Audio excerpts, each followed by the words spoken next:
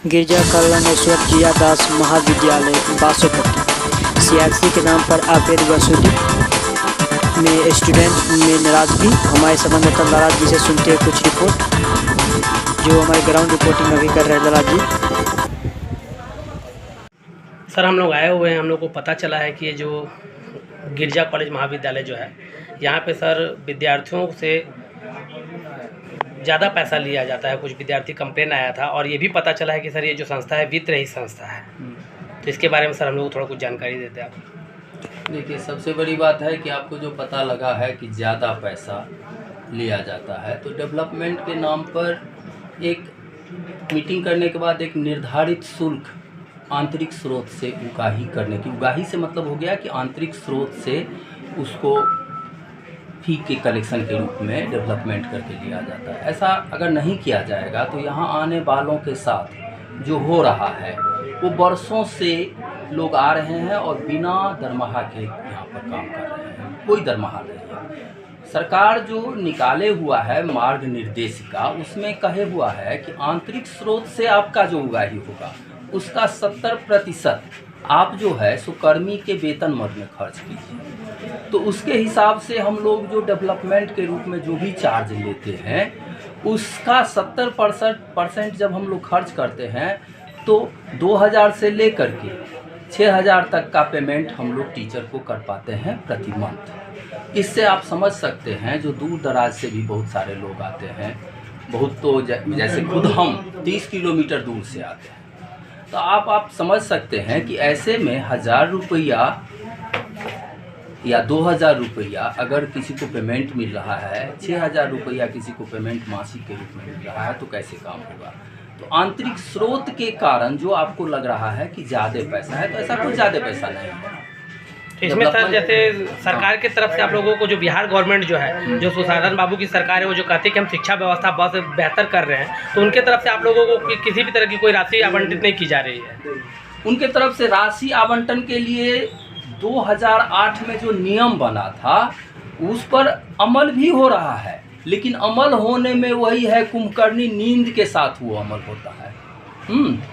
तो 2016 से हम लोगों का बकाया बाकी है और वो विद्यार्थी को गिन करके विद्यार्थी पर पैसा देते हैं। जो भी कुछ हम लोगों को मिलता है, जैसे मान लेते हैं पहले तो हम लोगों को 22,000 रुपया करके मिलता था जी, और अभी जो है सो मैक्सिमम लिमिट 50 लाख को टच किया है। तो वैसे में भी तकरीबन 1 लाख रुपया सालाना मिलता है। वो भी विगत 2016 से बकाया है, या मतलब 16/5/21 6 सालों से सर जैसे कि मान लीजिए आप लोगों की संस्था में बहुत सारे शिक्षक कहते हैं जो उन्होंने अपने जिसका 30 साल 40 साल दिया और उसका रिटायरमेंट होने के बाद तो फिर उनको कोई राशि नहीं दी जाती होगी, कोई किसी तरह का सरकार की तरफ से कोई सहयोग नहीं दिया जाता होगा। दवा के अभाव में मर गए हैं, दवा के अभाव में मर गए हैं। यहाँ तो हमको लगता है कि मजाक बना दिया गया है शिक्षा व्यवस्था को।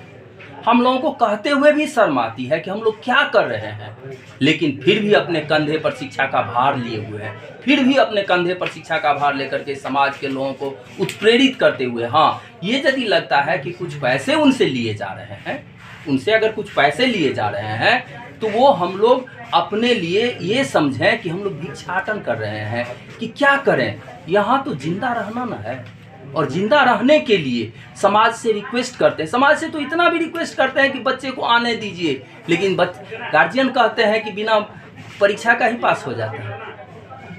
कोई रूले रेगुलेशन नहीं। हम लोग कॉपी जांच में जब जाते हैं तो हम लोगों पर दबाव बना दिया जाता है कि आप लोग रिजल्ट बढ़ाते जाइए।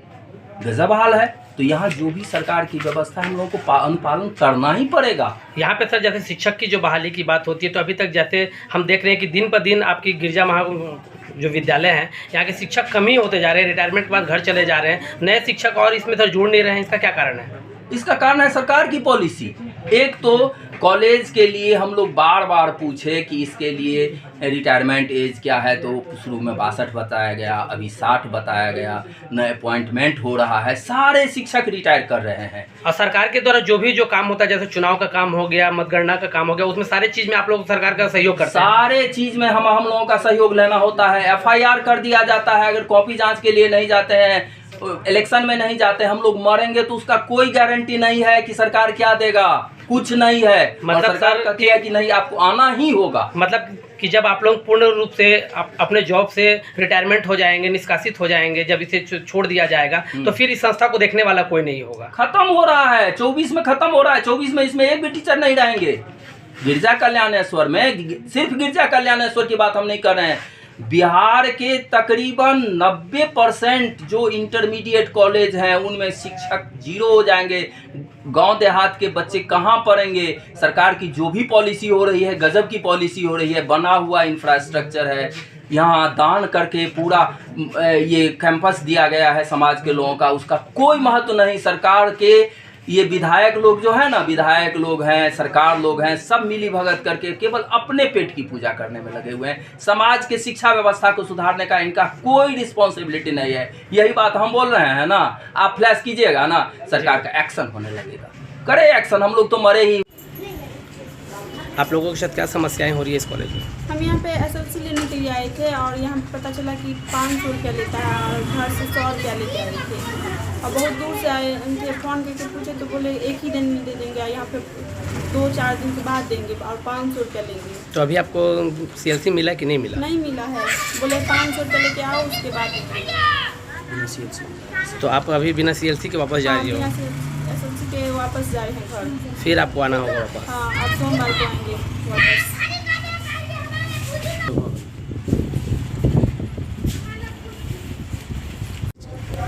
हाँ, आप लोगों के साथ क्या समस्या हो रही है इस कॉलेज में?